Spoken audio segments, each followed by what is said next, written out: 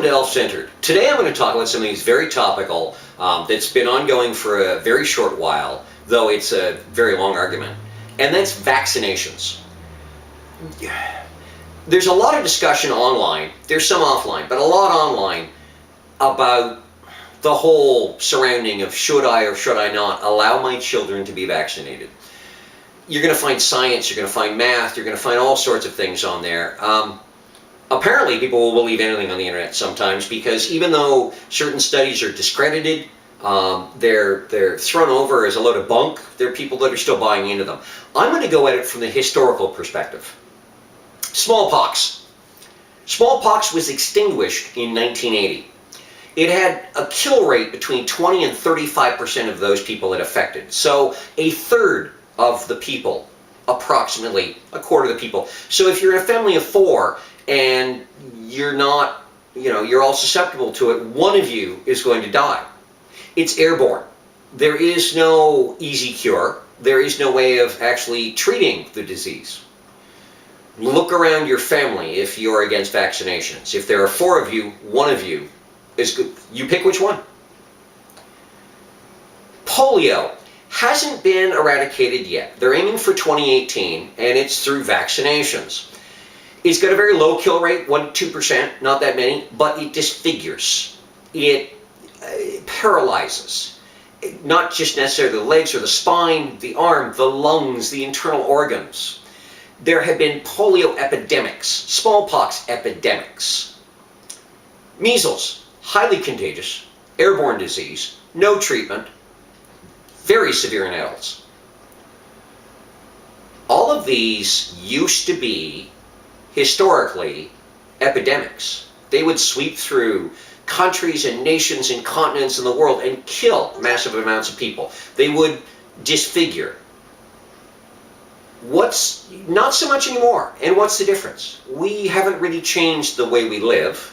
We have a little bit, but not so much with respect to that. We haven't changed our diets, small things here and there. We haven't vaccinations. That has been the difference. Focus on each and every one of whooping cough, and you just go on and on. Pick 6 diseases that have been eradicated or almost eradicated that were deadly. See what's in common with their eradication. Every time it will be the development of a vaccine. Now, vaccines are not 100%. They're like condoms. Some people are allergic to latex. Well, some people are allergic to certain things in the vaccine. They cannot be vaccinated. Certain people you give the vaccine to, it looks like it's good, but the body has not responded. Genetics. Herd immunity. If of 100 people, 97 are immune to measles, the other 3 pretty much have a pass. And again, measles, very low death rate. If the other 3 get it, the 97 will not. Of the 100, that 1% will not die. 1% out of 3, low chances. If all 100 are not vaccinated, you're going to lose 1 or 2. Inoculations. We used to inoculate ourselves. Same thing as using vaccines. Have you ever heard of pox parties? Yeah, they were a thing, and they're becoming a thing again. Your kid gets chicken pox, you invite all the kids over from the neighborhood to get chicken pox. Chicken pox is another thing that is much more deadly to the adult than it is to the child. The difference between self-inoculating through pox parties and getting a vaccine is the difference between petting a dog and petting a wolf, or having a kitten in your lap and having a tiger on your face. Self-inoculating through pox parties is dealing with the wild, fully empowered virus. And again, no treatment. You might be able to handle the symptoms, but there are going to be complications. You're basically allowing a mini epidemic in your house. I've seen complaints lately that schools are demanding that children be vaccinated before they're allowed to come to school, and people are saying that's against my right to send people to school. The nut allergy over the last several years has just exploded. Your kid is allergic to a peanut.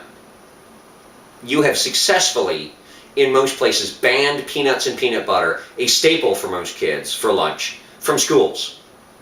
What's wrong with a parent whose child is allergic to the vaccine banning non-vaccinated who are not allergic and therefore can be vaccinated from the school? Same thing, you're protecting your child.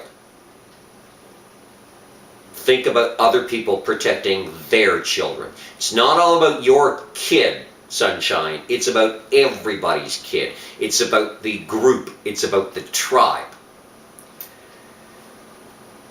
Yes, viruses change. The flu shot is an excellent example. It contains, the most 3 to 5 most common flu bugs, and we keep our fingers crossed because there are so many variations. You can't use that as an example. You're comparing apples and grapes, or apples and raisins, actually. Things evolve and change. Mom Nature has been in the extinction business a lot longer than we have. You hear people complain that, oh, mankind has driven this animal to extinction, or that animal's threatened. Mother Nature has been doing this for millennia, and she clears house on more species in a year than we generally do in 3 to 5.